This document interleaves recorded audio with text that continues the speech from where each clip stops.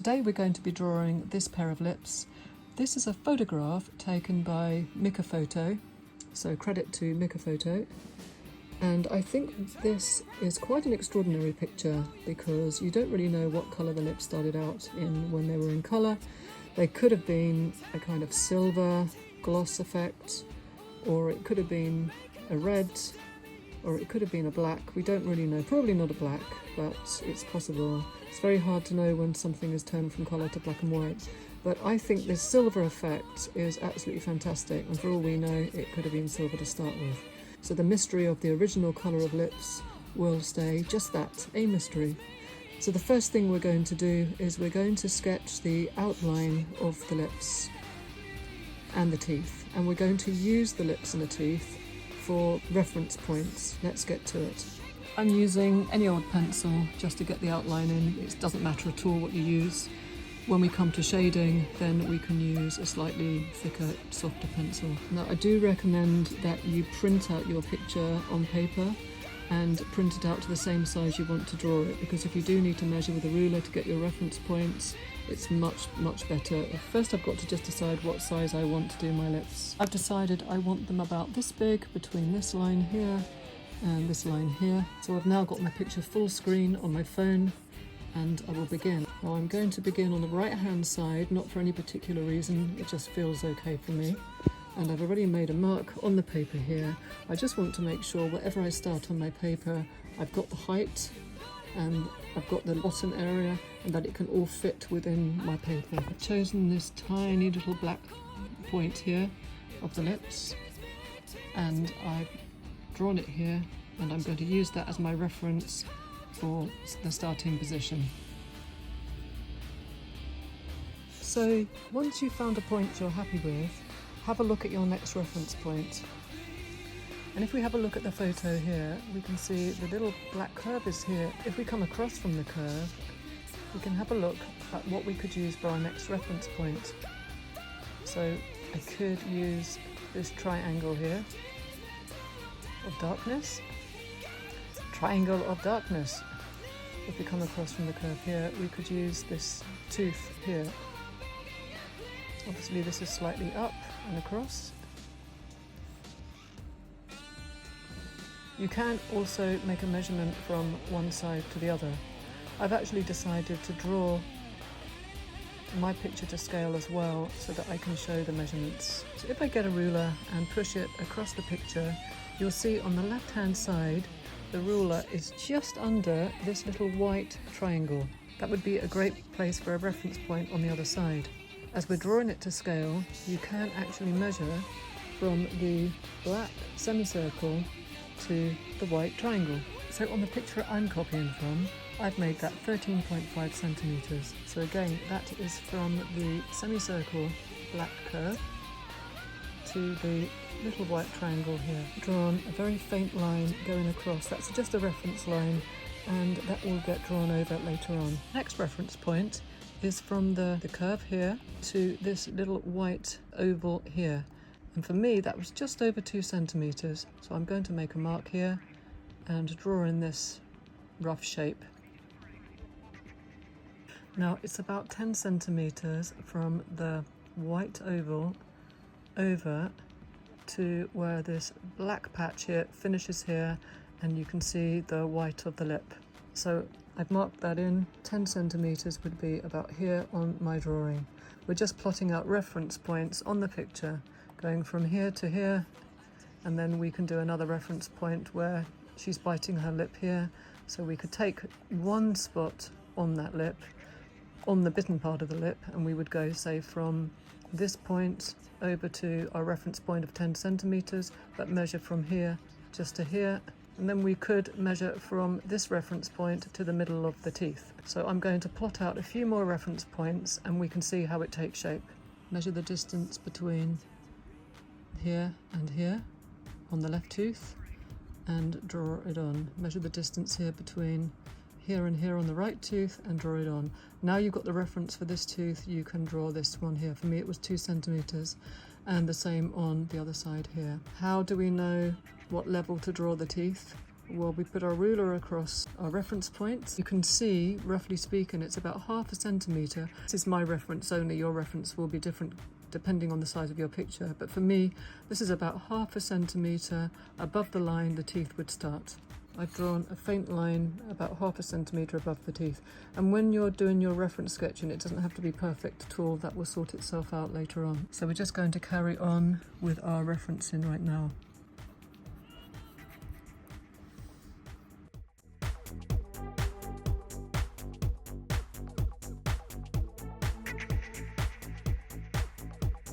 When you're copying around the shape, try and ignore the shadow. So try and see the outline of the shape. This is difficult too because this tooth, there's either a chip on this tooth or this is just the shape or the shadow on the tooth, the way the light is falling. But what you want to be drawing is this shape around the tooth. So try and see the shape around the shadows and the way the light is falling. Let's carry on using a ruler or using different parts of the teeth and the mouth as our reference point for our drawing. If you think something is wrong, get your ruler back out and just check your measurements. As long as you're really careful with this stage, you can't really go wrong.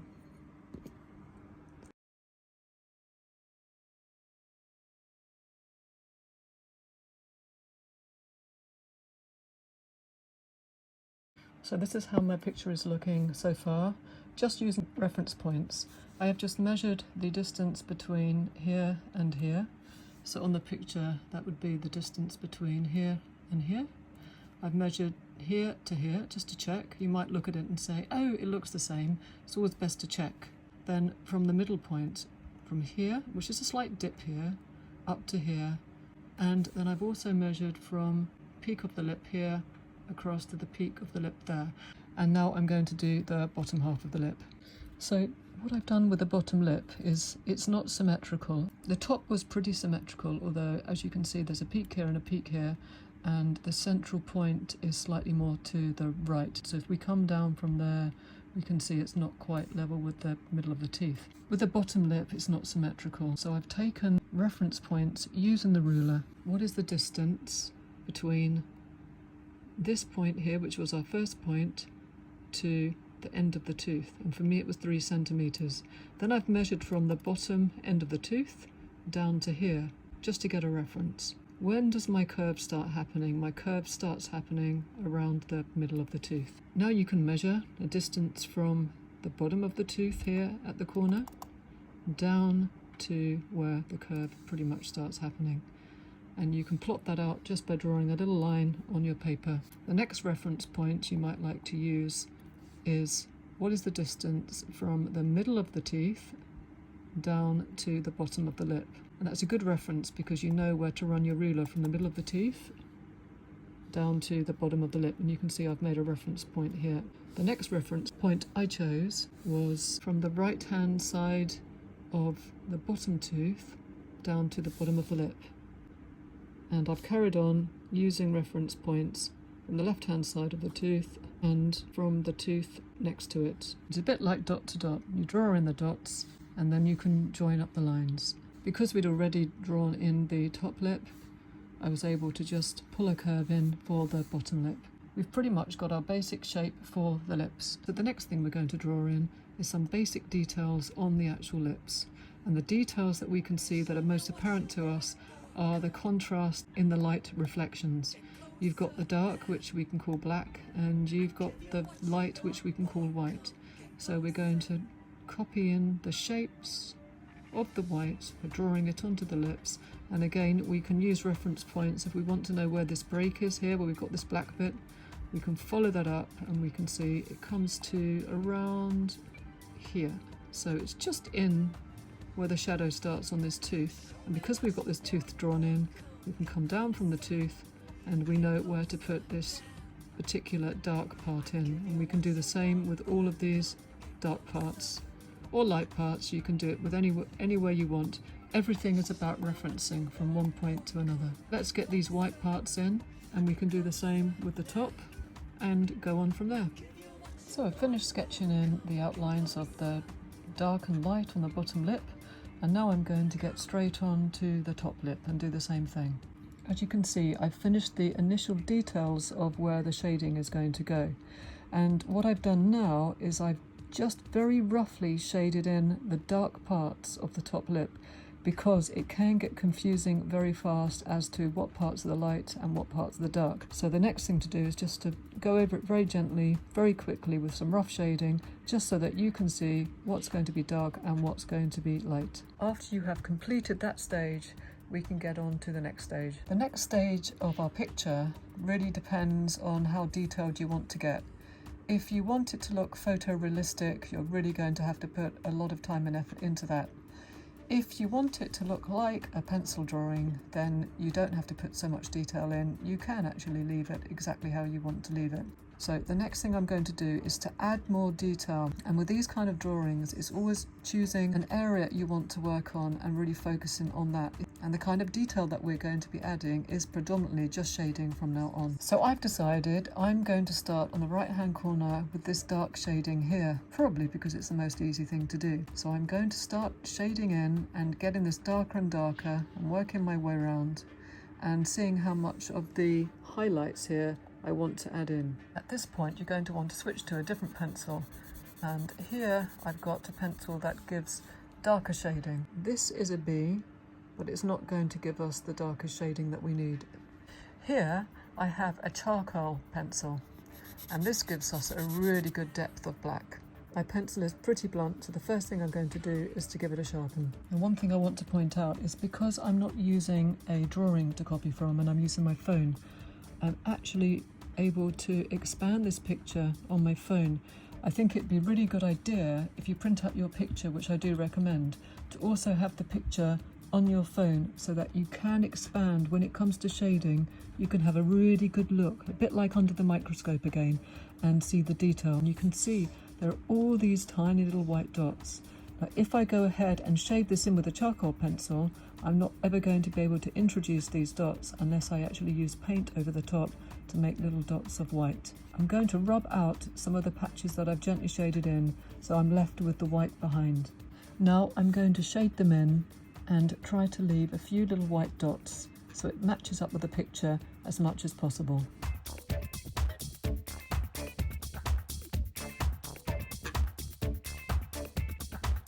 So as you can see, I've started adding in the charcoal to get this dark section on the top of the lip completed. And if you study the picture, you will see there are sections where there are more white dots and more black areas. To get that effect, I've just been tapping lightly with the pencil. Now, to get the top of the lip effect, which is actually a grey with what looks like veins of darker grey in them, we're going to first shade over the top lip to get the grey colour, and then we're going to add these grey vein type lines into it.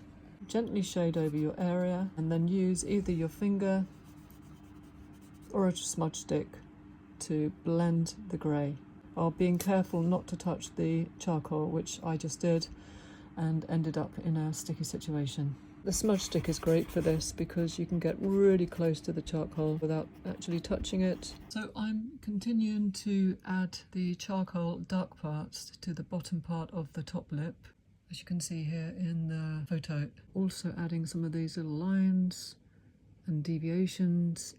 Not worrying too much right now about shading. And I've added in a little bit of the lighter colour grey using the B, and I'm going to continue to add in the dark parts. If I expand the image, you'll see on the bottom part of the top lip there are small grey patches in between white. You see these small grey patches, and surrounding the grey patches is white. So what I'm doing is I'm trying to replicate that by adding in the small grey pieces and leaving a white surround, and then we'll shade those in later on. I'm going to continue to do the same for the whole of the top lip. So we're working on this bit of bitten lip here where she's biting part of her lip with her top teeth. I've expanded the picture to get in and look a bit closer, and I'm just working again on reference points. So if I expand this quite large, you can actually see there's this white line here and there's another little white line here, and then you've got this little black kind of narrow pyramid shape up here, and there's some more white lines here, and you've got this little gap that comes from here to here.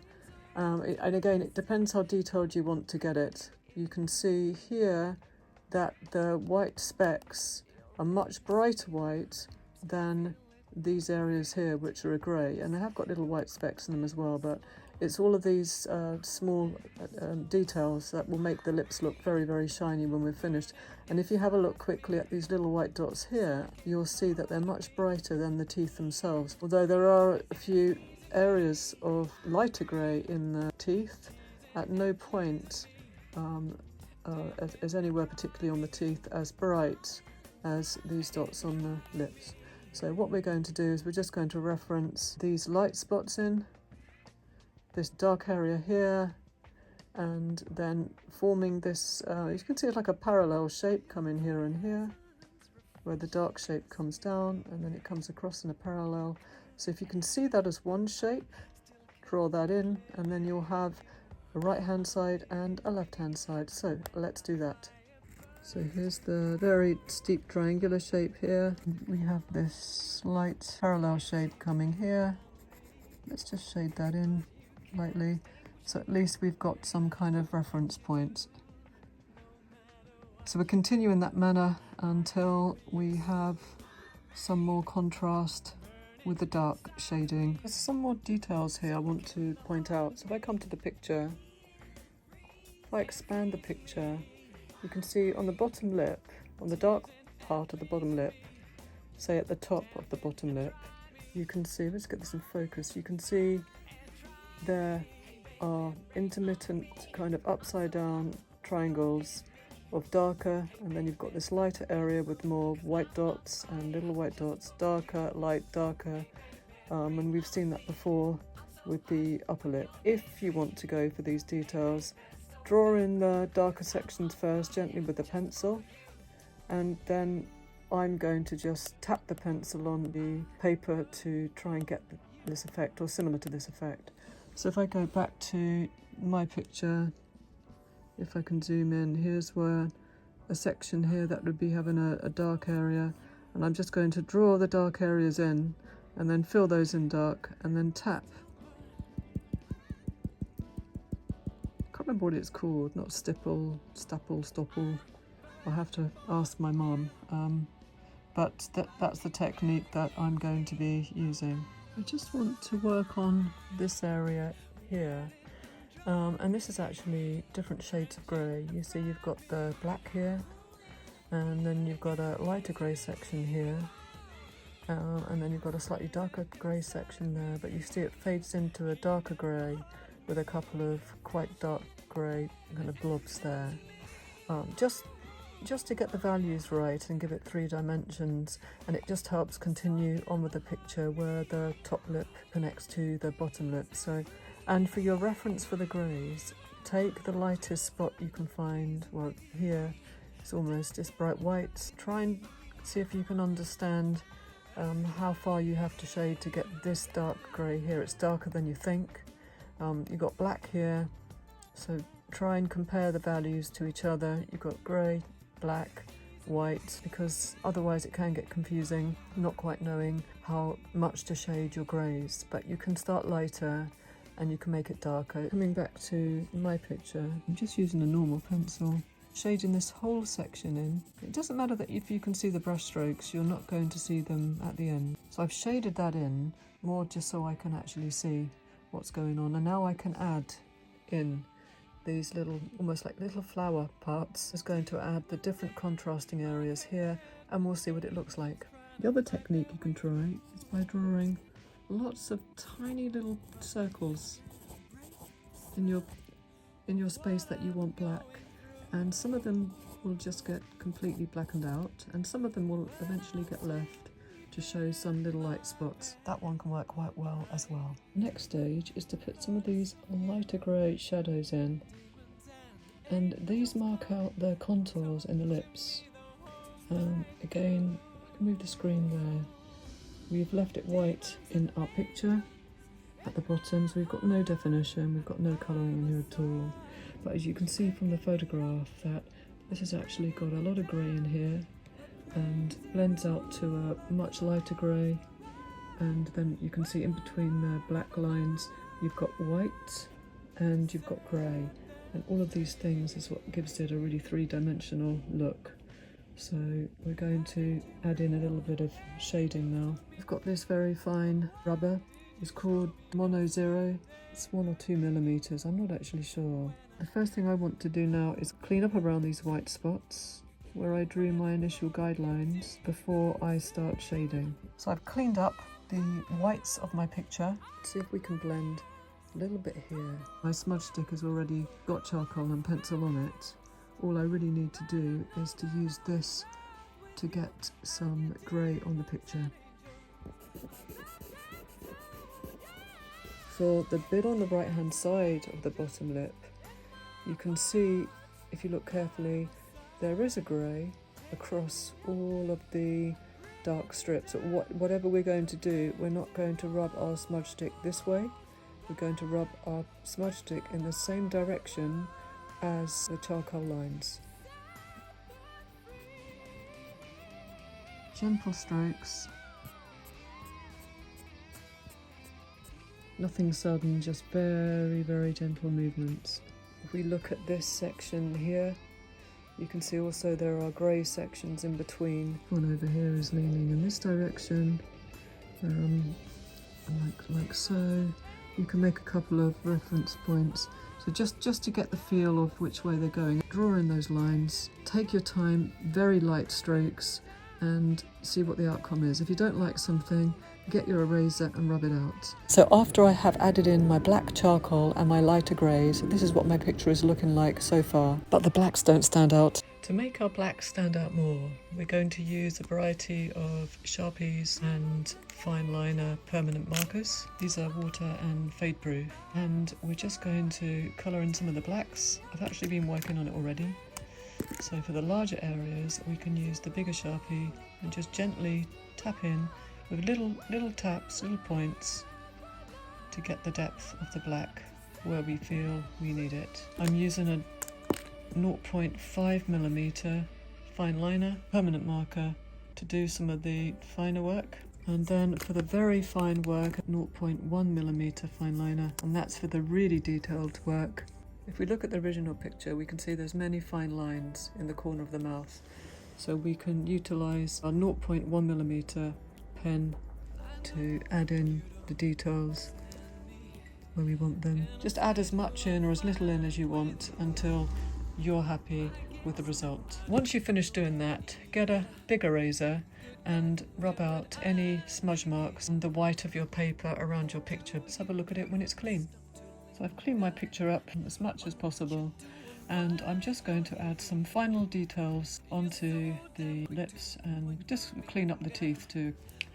Also, here we have a tinted charcoal which is white, so you could try to add in some of the highlights with the white pencil.